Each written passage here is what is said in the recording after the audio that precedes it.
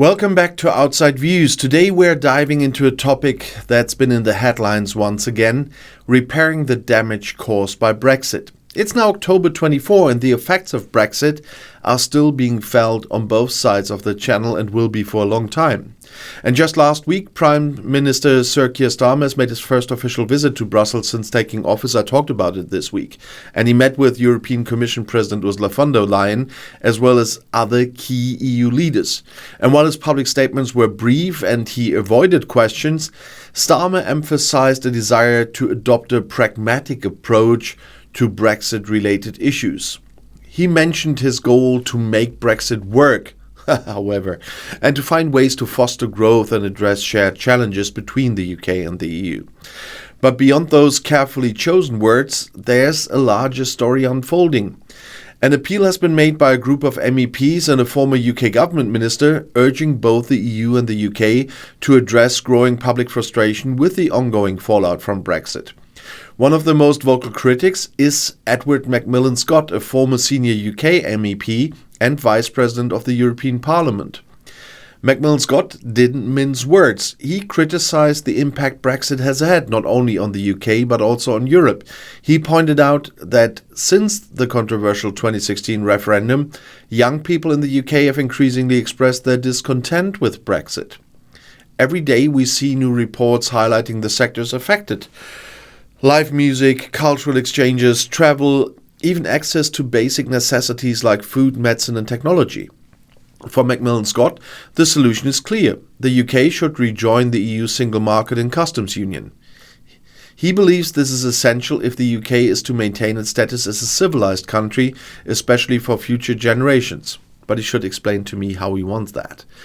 And this brings us to the one major point of discussion in Brussels last week, the youth mobility. Two senior MEPs alongside a former UK minister agreed that it's vital to revive youth mobility between the UK and mainland Europe. And the German MEP David McAllister, Scottish roots by the way, who chairs the European Parliament's Foreign Affairs Committee, made an important statement on this.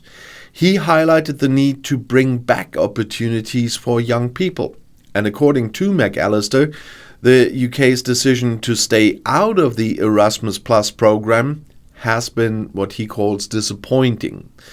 The absence of Erasmus has been particularly detrimental to young people, both in the UK and across Europe. He welcomed a recent proposal by the European Commission to facilitate a year of travel for young people aged 18 to 30, allowing them a kind of gap year.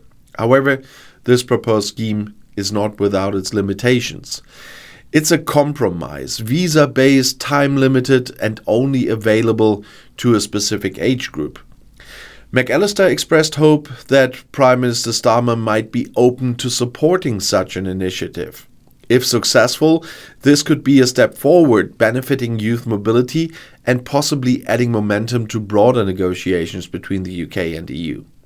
But it's not just about the young. Polish centre-right MEP Danuta Hübner also weighed in on Starmer's visit. She said it was good news that the UK Prime Minister had come to Brussels, but she made it clear Brexit is not behind us, of course not. Hübner stressed that citizens' rights remain a priority, whether they are EU citizens in the UK or UK nationals in the EU. She urged institutions and authorities to show compassion and generosity.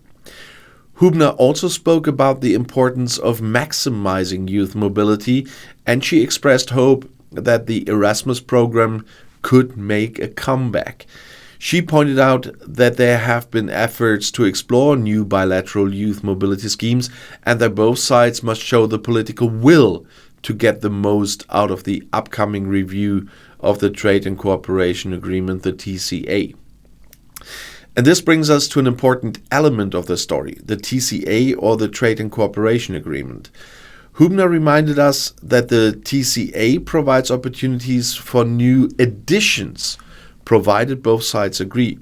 She seemed cautiously optimistic about the future of EU-UK relations, saying she hoped for progress in the upcoming negotiations. But what about the broader economic picture? Denis McShane, a former Europe minister under Tony Blair, offered his perspective as well. He mentioned vague discussions of a reset as the British economy struggles with the consequences of cutting ties with the EU, the world's largest trading bloc. And McShane pointed out that London's financial hub, the City, has lost much of its luster. Just to say they will lose more next year, by the way. And British professionals in finance, law, investment and other sectors are no longer able to work across Europe as they used to. And he highlighted that young Brits, especially artists, have been particularly hard hit. These are people who used to shine at Europe's countless music and cultural festivals, but now face significant barriers. And McShane's comments make it clear. Any positive change between the UK and Europe will require full reciprocity. Even modest proposals, such as time-limited visas for young people, have been met with resistance from some UK ministers. For McShane, the big question remains, how does Britain move toward a more positive, mutually beneficial relationship with Europe? He lamented that so far no one seems to have an answer. But as he rightly put it, it's time we at least ask the question. So where does this leave us? The visit by Prime Minister Starmer to Brussels was important. It signaled that the UK is kind of willing to engage, to talk, and to explore potential areas for improvement in its relationship with the EU. But the challenges are immense. We have the youth of the UK who feel increasingly disconnected from opportunities that were once available to young people. We have industries from arts and culture to finance that are facing significant hurdles. And while there is hope for incremental progress like youth mobility schemes, it's evident that there is still a long way to go. The question of whether Brexit can ever truly work, well, I guess we all know the answer. The damage caused by Brexit is multifaceted, impacting everything from trade and travel to basic rights and opportunities for young people. And repairing this damage will require not only political will, but also a genuine effort to rebuild trust and cooperation. And one thing is clear, this isn't just a British issue or European issue, it's a shared challenge.